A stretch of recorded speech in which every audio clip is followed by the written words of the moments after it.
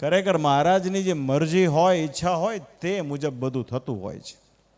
મહારાજ એવું કહે કે નારાયણને ગમે એમ સત્સંગનું મૂળ જામે છે, એની મરજી વગર કાંઈ થાય નહીં. માટે વાલા ભક્તજનો, આજનો જે ચૈત્ર સમયો આપણે જે માણી રહ્યા છીએ, અમને એવું લાગે છે કે દેરામાં વિરાજમાન આપણા પ્રગટ પ્રમાણ ઈષ્ટદેવ હરિકૃષ્ણ મહારાજની ઈચ્છા વડે કરીને થાય છે. છેલ્લા ઘણા બધા વર્ષોથી આપણે બધા ચૈત્ર સમયો માણી રહ્યા છીએ, પણ આ વખતે એવું કહેવું પડે, કેમ કે આ તો બધો વર્ષ, બધો દ્વિસદા દિવ્ય સત્સંગ આજે વડતાલ ધામના આંગણે આજે ઉજવાઈ રહ્યો છે. સ્વામીજીએ કથાની વિશે બે ચાર વાતો પર બહુ ભાર મૂક્યો છે. એક તો નિષ્ઠા ઉપર, નિશ્ચય ઉપર, આશરા ઉપર. એમાં જે ભગવાન સ્વામિનારાયણનો જે નિશ્ચય થઈ ગયો, એક વખત જીવને ભગવાનની ઓળખ થઈ ગઈ પછી એને કોઈ વિઘ્ન નથી. શ્રીજી મહારાજ કે પોતાના આશ્રિતો માટે કે અમારા ભક્તોએ ભગવાનનો નિશ્ચય કરવો તો કેવળ ને કેવળ કલ્યાણના અર્થે કરવો. કોઈ વસ્તુ પદાર્થની આશા કે અપેક્ષાથી સત્સંગ કરવો નહીં. ક્યાંય એવો સત્સંગ કરવો નહીં કે વાંજ્યો છું તો દીકરો આવે, અથવા તો દીકરો મરી ગયો છે તો જીવતો થાય, મારો ગવાયેલો ગામ ગરાસ પાછો આવે. એવું ક્યારેય ઈચ્છવું નહીં. જો એવું તમને રખેને પ્રાપ્ત થઈ જાય તો તમે સત્સંગમાં અડગ થઈ જાઓ, પણ જો એવું પ્રાપ્ત ન થાય તો સત્સંગમાં પણ તમે નિસંશય ન થાઓ. માટે સત્સંગ કરવો તો કેવળ ને કેવળ કલ્યાણ માટે કરવો. અને જે સત્સંગ કરે છે એના પ્રારબ્ધમાં જો શૂળીનું દુઃખ લખ્યું હોય તો એ કાંટે મટે છે. કેમ કે અમે અમારા ગુરુ શ્રી રામાનંદ સ્વામી પાસેથી વરદાન માંગી લીધું છે કે તમારો આશ્રિત એના પ્રારબ્ધમાં એક વીછી કરડવાનું દુઃખ લખ્યું હોય તો અમને રૂવાડે રૂવાડે કરોડ વીછીનું દુઃખ પ્રાપ્ત થાવ. એના ભાગ્યમાં જો રામપત્ર લખ્યું હોય તે અમારા પ્રારબ્ધ ના હો, પણ અમારો આશ્રિત ક્યારેય પણ અન્ન વસ્ત્ર આબરૂથી દુઃખી ન થાવ. એમ વાલા ભક્તો જે સત્સંગ કરે છે ને એ વ્યવહારે ક્યારે દુર્બળ થતો નથી.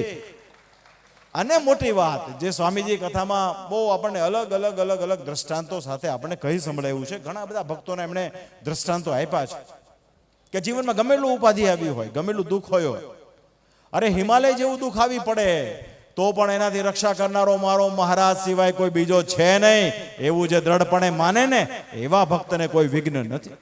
મહારાજ કહે સત્સંગ કર્યા પછી વ્યવહારે તો દુઃખી ન થાય, પણ તેમ છતાંય જો વસ્તુ પદાર્થની આશા રાખે ને તો પણ એનો નિશ્ચય અડગ થાય નહીં. તો નિશ્ચય અડગ ત્યારે જ થાય કે જ્યારે કેવળ ને કેવળ મારા ઈષ્ટદેવ ભગવાન રાજી થાય અને કેવળ નિષ્કામ ભાવથી જે સત્સંગ કરે. આ મૂળ વાત છે. સ્વાભાવિક છે કે આપણે લૌકિક જગતમાં હોઈએ, નાની મોટી આશા અપેક્ષાઓ હોય. આ સત્સંગ તો કલ્પ વૃક્ષ જેવો છે, જે નિષ્કામ ભાવથી નિર્દોષ બુદ્ધિથી જે ભગવાનનો સત્સંગ કરે છે ને એને બધી જ વસ્તુઓ ઇદમ પ્રાપ્ત થાય છે. એવો આ સત્સંગનો પ્રતાપ છે. છેલ્લા 23-24 વર્ષથી અમે પણ જોઈ રહ્યા છીએ.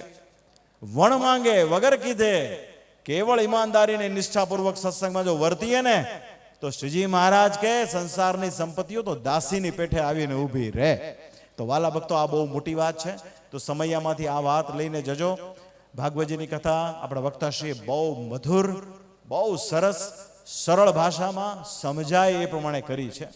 વર્તમાન સમયની અંદર જે પ્રમાણે જેવી જરૂરત હોય એ પ્રમાણે સ્વામીજી કથા કરી રહ્યા છે. માટે સ્વામીજીને પણ અમારા ખૂબ રૂડા ધન્યવાદ છે. વિદ્વાન છે, જુનાગઢ પ્રદેશના છે, રાધારમણ દેવની જબરદસ્ત નિષ્ઠા છે. એની સાથોસાથ સંત થયા, વિદ્યા અભ્યાસ કર્યો એટલાથી પૂરતું નથી, પણ પ્રકૃતિની વિશેનો પ્રેમ, જ્યોતિષ વિદ્યાનો પણ આગ્રહ અને વર્તમાન સમયની અંદર નવયુવાનોને કઈ રીતે સત્સંગમાં વિશેષ એને પ્રીતિ થાય એવો એ પ્રયાસ કરતા હોય છે. માટે એમના અભિગમને અમે ખરેખર આજે બહુ હૃદયથી બિરદાવીએ છીએ. વખતો વખત એમની કથાઓ થતી રહે. શૈક્ષણિક સંસ્થા ચલાવે છે, પણ એમાં 2 દિવસ પહેલા હરિઓમ સ્વામીએ કહ્યું હતું કે તમારી પોથી ક્યારેય બંધ કરશો નહીં. શૈક્ષણિક સંસ્થાઓ બાય પ્રોડક્ટ છે શાસ્ત્રી. મૂળ વાત આપણી સ્વામિનારાયણ સંપ્રદાય, એનો સિદ્ધાંત, એનું પ્રવર્તન, એની કથા વાર્તા છે. એ કરો એટલે બાકી બધું તો ઓટોમેટિક પ્રાપ્ત થાય. તો આજે બહુ રાજીપો દર્શાવીએ છીએ. બહુ મોટી સંખ્યામાં આજે આપ સૌ ભેગા થયા છો.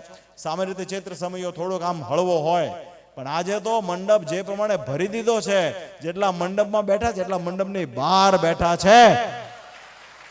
અને આ બધું આપણા સ્વામી નૌતમ સ્વામી ને બધાનો પ્રયાસ, આપણું ટેમ્પલ બોર્ડ હોય, આપણા કોઠારી, ચેરમેન, એવરીબડી, આ બધાનો સામૂહિક પ્રયાસ છે. જ્યારે પ્રયાસ એક દિશામાં થાય ત્યારે શું થાય ખબર? ત્યારે ઓલો જે છે ને, મહારાજે કીધું ને કે એટલા 16-20 કોસનો પ્રવાહ થાય. મહારાજ કે જ્યારે બધાની દિશા એક બાજુ હોય ત્યારે 20 કોસનો પ્રવાહ થાય. એ કોઈથી ખાળી શકાય નહીં. મૂળ સ્વામિનારાયણ સંપ્રદાય દક્ષિણ દેશ, એના તમામ સંતો તમામ ભક્તો જો એક મના થઈ, એક વિચાર સાથે કે આપણા ઈષ્ટદેવ ભગવાન સ્વામિનારાયણ છે ને હરિકૃષ્ણ મહારાજ છે ને શ્રીજી મહારાજે આપણા ભલા માટે આ મંદિરોની અંદર દેવો પધરાવીને આપ્યા છે, અને મહારાજે જે ચરિત્રો કર્યા છે, જે આ પ્રગટના સંપ્રદાયની સ્વામીજીએ વાત કરી એ પ્રમાણે જો ધાર્યા વિચાર્યા કરીએ ને, તો એકથી એક એવા ચડિયાતા ઉત્સવ થાય કે આ નવખંડ ધરતી પર મૂળ સ્વામિનારાયણ સંપ્રદાયનો ડંકો વાગે વાગે ને વાગે. એક મના થઈને ચાલવાની વાત છે. આ વર્ષે ધોલેરાવાસી શ્રી મદન મોહનજી મહારાજનો દ્વિશતાબ્દીનો પર્વ છે. બહુ મોટા પાયેની ઉજવણી થશે. આપણી પાસે એટલા બધા વિદ્વાન સંતો છે કે આપણે તો સમયના અભાવે ન્યાય નથી આપી શકતા. હું અમે ચોક્કસ કહેવા માંગીએ છીએ કે વડતાલ ગાદી એકમાત્ર બંને દેશ ગાદીમાં, મૂળ સ્વામિનારાયણ સંપ્રદાયમાં એવી ગાદી છે કે જેની પાસે 1300 કરતા પણ વધારે ધ્યાની, જ્ઞાની, વિદ્વાન, કથાકાર, સમર્થ, સક્ષમ આયોજક કરનારા સંતો છે. તો એ બધો લાભ આપણને આવનારા સમયમાં મળશે. હવે આપણે ધોલેરાવાસી મદન મોહનજી મહારાજના દ્વિશતાબ્દીના ઉપક્રમે સ્વામીજીએ ધોલેરાના મહિમાની વિવિધ વ્યાખ્યાનમાળાઓ રાખેલી. એ પૈકી આજે સ્વામીજી પોતે, ખાસ કરીને નૌતમ સ્વામીજી આજે પોતે આપણને વ્યાખ્યાનમાળાનો લાભ આપશે. આપણે એનો લાભ લઈએ. રહી વાત અમારી, અમારો તો રાજીપો છે, આશીર્વાદ ભગવાન સ્વામિનારાયણના છે. આનાથી વિશેષ જોવે હું? જ્ઞાન સ્વામીએ કીધું લાડવા ખાતા ખાતા સમયો માણીએ છીએ. આનાથી મોટું ભાગ્ય શું બીજું? તો બસ ભગવાનની કૃપા રહે આપ સર્વ ઉપર. માતા પિતાની સેવા કરો. ઈશ્વરે કંઈક ધન આપ્યું હોય તો આવા સત્સંગના સારા કાર્યોમાં એનો ઉપયોગ કરો. રોગી મનુષ્યની સેવા કરો. કોઈનું અણહકનું લો નહીં, કોઈ તરફ કુદ્રષ્ટિ કરો નહીં. જેનું જે ઠેરવેલું હોય એ એને આપી દો.